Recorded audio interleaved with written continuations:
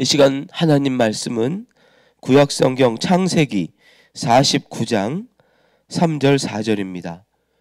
창세기 49장 3절 4절입니다. 르우벤아, 너는 내 장자요, 내 능력이요, 내 기력의 시작이라. 위풍이 월등하고 권능이 탁월하다마는 물의 끓음 같았은즉 너는 탁월하지 못하리니 내가 아버지의 침상에 올라 더럽혔음이로다. 그가 내 침상에 올랐었도다. 아멘. 오늘은 창세기 49장의 내용으로 같이 하나님의 말씀을 나누도록 하겠습니다. 창세기 49장 전체는 야곱이 이제 곧 하늘나라를 갈 때가 다 되었어요. 소천을 앞두고 12아들을 불러 모아서 그들의 미래를 예언하고 축복하는 그런 장면입니다. 그중 가장 먼저 호명한 이름은 장자 르우벤이었습니다. 르우벤은 장자로서 당연히 아버지께서 자신을 다른 형제들보다 2배 더 축복하실 것이라고 믿었습니다. 나는 장자고 아버지의 첫 열매야. 당연히 나에게 가장 크고 놀라운 축복을 주시겠지? 르우벤은 기대에 부풀었을 것입니다. 실제로 야곱은 3절에서 르우벤을 칭찬하면서 시작을 합니다. 너는 내 기력의 시작이요, 위풍이 월등하고 권능이 탁월하다.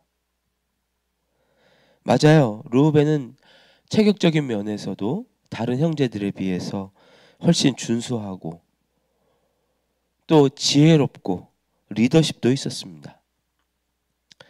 그런데 야곱은 그 다음에 이런 말을 합니다. 그러나 너는 물의 끓음 같았은즉. 야곱은 르우벤을 물의 끓음 같다, 파하즈라고 표현을 해요. 냄비 속에 물이 100도가 넘으면 이제 끓기 시작하잖아요. 근데 이제 물이 끓기 시작하면 어떻게 되죠? 그 냄비 뚜껑이 막 들썩이기 시작합니다. 더 심해지면 만약에 물속에 불순물이 조금이라도 있으면 물이 막 끓어 넘치거나 또 사방으로 튀기까지 해요. 히브리어 파하즈는 제어 불가능한 상태를 뜻하고 있습니다. 영어 성경에서는 이 단어를 이렇게 다르게 번역을 할 때 다르게 번역을 하는데 불안정한 이란 단어로 번역을 하거나 격동하는 혹은 무모한 이렇게 번역을 합니다. 르우벤에게는 탁월한 점이 많았어요. 위풍이 월등하고 권능이 탁월했습니다. 그러나 르우벤은 그의 넘치는 에너지와 자신감을 그것 때문에 오히려 문제를 일으켰어요. 창세기 35장에 보면 르우벤이 저지른 죄가 기록이 되어 있습니다. 야곱이 가장 사랑했던 아내 라헬이 죽고 난 후에 야곱은 깊은 슬픔과 무기력, 혼란에 빠져버립니다. 그때 맏아들 르우벤은 아버지의 첩이었던 빌하와 동침하는 죄를 저질러요. 오늘날 우리 현대인의 관점에서 본다면 이것은 정말 엄청난 폐륜으로만 보일 것입니다. 그런데 당시의 문화적 배경에서는 이 행동은 더 무서운 뜻을 가지고 있는 행동이었어요. 당시에 왕의 후궁이나 아버지의 첩을 취한다라고 하는 것은 이제 내가 이 집의 주인이다, 그렇게 선언하는 거였어요. 뭐 정치적으로 보자면 뭐 반역이나 권력 찬탈의 어떤 쿠데타를 시도할 때에 하는 행동이었죠. 다윗의 아들 압살롬이 쿠데타를 일으켰을 때에 이 아버지의 후궁들을 공개적으로 동침하는 그런 행동을 했죠. 그게 바로 그런 이유에서 행동을 한 거예요. 르우벤은 아버지 야곱이 슬픔에 잠겨 있고 무기력해져 있을 때에 자신의 힘을 과시한 거예요. 르우벤은 아버지의 리더십을 쟁취하려고 했습니다. 그의 끌어오름, 파하즈, 이건 단순한 정욕이 아니라 그 이상 하나님의 때를 기다리지 못하고 내 힘으로 상황을 통제하려고 하는 그런 교만이었던 것입니다. 사실 저는 르우벤이 왜 이렇게까지 했을까 생각을 해보았어요. 어쩌면 르우벤은 가족 내에서 많은 형제들의 장자임에도 불구하고 자신의 위치에 대해서 늘 불안해했을지도 모르겠습니다. 아버지는 여러 아내들 중에서 라헬만을 가장 사랑했고 또 그 아들 요셉을 굉장히 편애했죠. 자신은 장자였음에도 불구하고 레아의 아들이라고 하는 이유로 소홀히 취급받는 것 같은 느낌을 받았을 거예요. 늘 얘가 뒷전인 것 같은 그런 느낌을 받았을 것이었습니다. 어쩌면 르우벤 마음속에는 아버지에게 더 인정받고 싶고 더 사랑받고 싶은 갈망이 물처럼 끌어올랐을 것입니다. 나도 능력이 있어. 나도 장자라고 외치고 싶었을 거예요. 그런 끌어오르는 감정이 인내로 승화되지 못하고 끌어오르는 물처럼 뚜껑이 탁 터져버린 거예요. 이것이 바로 아버지의 첫 비라와의 사건이었습니다. 그 한 번의 끌어오름으로 그는 장자의 명분을 완전히 잃어버리고 제사장의 축복, 왕권의 영광들을 모두 다른 형제들에게 넘겨주게 됩니다. 이 말씀은 우리에게 중요한 교훈을 줍니다. 21세기를 사는 우리에게 아버지의 침상에 올랐다. 이것은 어떻게 표현할 수 있을까요?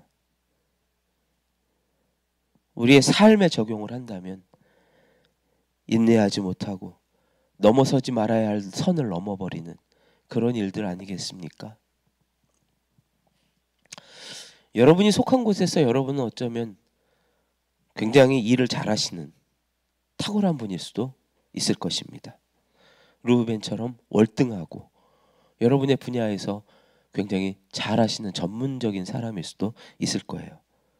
그런데 그 전문성과 자신감 때문에 오히려 절차를 무시하고 독단적으로 다른 사람들을 무시하면서 일을 하게 된 그런 적은 없나요?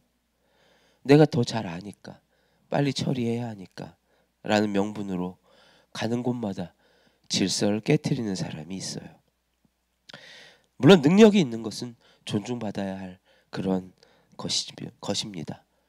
그러나 때로는 또 인내하면서 때를 기다려야 하는 그런 순간도 있지요. 가장 화목하고 편안해야 될 과정에서도 우리는 가장 쉽게 물처럼 끓어오르는 그런 경험을 할 때가 많습니다.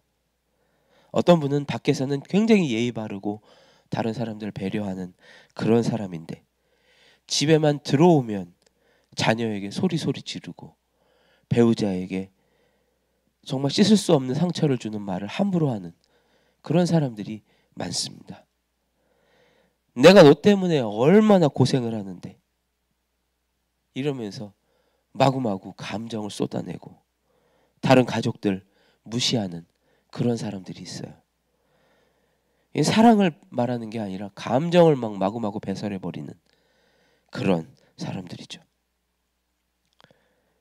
또 돈을 지출해야 할 때 어떤 뭐 주식이나 또 어떤 투자들을 하는 경우에도 종종 파하즈, 물이 끓어오는 상태처럼 막 그냥 계획되지 않은 충분히 기도하고 하나님 앞에 인도하심을 받으면서 계획을 하면서 나아가야 되는 상황임에도 불구하고 지금 아니면 기회가 없어.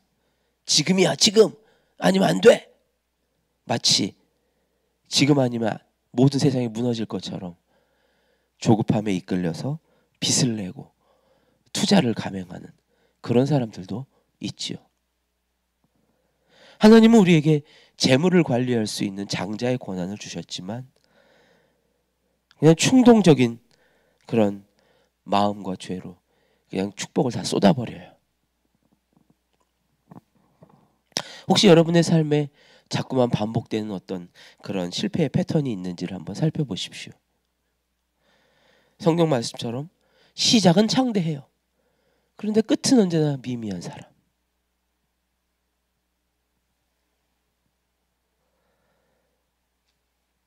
성경 말씀에 반대겠네요. 재능은 있는데 결정적인 순간에 사람을 잃거나 기회를 놓쳐요. 그런 사람은 오늘 하나님께서 오늘 르우벤을 통해서 보여주시는 이 말씀에 귀를 기울이십시오. 너는 탁월하구나. 그러나 너의 끓음을 멈춰야 한다. 우리의 탁월함이 진짜 능력이 되기 위해서는 이 끓어오르는을 식혀줄 수 있는 냉각수가 필요합니다. 그것이 바로 십자가 앞에 엎드려 기도하는 거예요. 오늘 이 시간 기도를 위하여 이 새벽에 깨어서 하나님 앞에 예배드리는 여러분 잘하셨습니다. 여러분은 바로 그 끓어오름, 여러분의 탁월함을 기도 가운데 조절하시는 지혜가 있는 것입니다. 온 우주의 창조주 되신 예수님께서 우리를 위해 고통받으시며 인내하시며 자신의 생명을 주신 그 십자가 앞에 나를 무릎을 꿇고 엎드리는 거예요. 그리고 주님의 인내를 바라보는 거지요. 그 십자가 앞에 엎드려 인내의 십자가 앞에 기다려 기도를 드릴 때에 우리의 끓는 물이 서서히 안정화가 될 거예요. 역대상 5장 1절은 이렇게 말씀합니다. 르우벤은 장자라도 그의 아버지의 침상을 더럽혔으므로 장자의 명분이 이스라엘의 아들 요셉의 자손에게로 돌아갔다. 르우벤이 끓는 물처럼 조급하게 죄를 범죄했기 때문에 이스라엘의 역사가 실제로 변했습니다. 르우벤 지파는요, 이스라엘 역사상 단 한 명의 걸출한 인물도 배출하지 못했습니다. 유명한 사사나 선지자든 왕 중에서 르우벤 지파 출신이 없어요. 이스라엘 백성들이 약속의 땅 가나안 땅에 들어갈 때에도 르우벤 지파는 가나안 땅에 들어가질 않았어요. 오히려 그 입구 요단강을 안 건너고 그 입구 요단강 동편의 좋은 목초지에서 안주하기를 선택했습니다. 르우벤 지파는 역사 속에서 별로 드러난 적이 없어요. 그냥 평범한 지파가 되고 말았죠. 탁월할 수 있었지만 자신의 기질을 다스리지 못해서 결국 주변인으로 평범하게 전락해버린 것이죠. 아니 그러면 끓어오르는 물이 다 위험하니까 아무것도 하지 말라는 것이냐? 아예 모든 열정과 에너지를 다 죽여버리고 살라는 것이냐? 무기력한 사람이 되는 것이 그게 신앙이냐? 아니죠. 끓는 물이 냄비 밖으로 튀면 화상을 입을 수도 있고 그럴 수도 있지만 만약에 잘 밀폐된 엔진 속에서 끓으면 이것은 엔진을 움직이는 증기가 될 수도 있어요. 야생마는 위험하지만 길들여졌을 때 길들여진 명마가 된다면 천리를 갈 수도 있습니다. 이것이 바로 성경이 말하는 온유의 뜻입니다. 절제가 필요하다는 것이죠. 훈련이 필요하다는 것이죠. 하나님은 여러분의 불같은 그 성격을 좀 뜯어 고쳐서 차가운 사람으로 만들어 버리시기를 원하는 것이 아닙니다. 오히려 그 뜨거움으로 영혼을 사랑하고 기도의 불을 지피는 사람으로 그렇게 소화시키기를 원하세요. 길들여진 명마처럼 강력한 증기기관차처럼 하나님을 위해서 여러분의 그 탁월함을 발휘하기를 원하십니다. 그래서 여러분 기도하셔야 되는 거예요. 우리에겐 성령의 은혜가 필요합니다. 이것은 내 마음대로 되지 않기 때문입니다. 오늘 기도하시기로 하신 여러분 잘하셨습니다.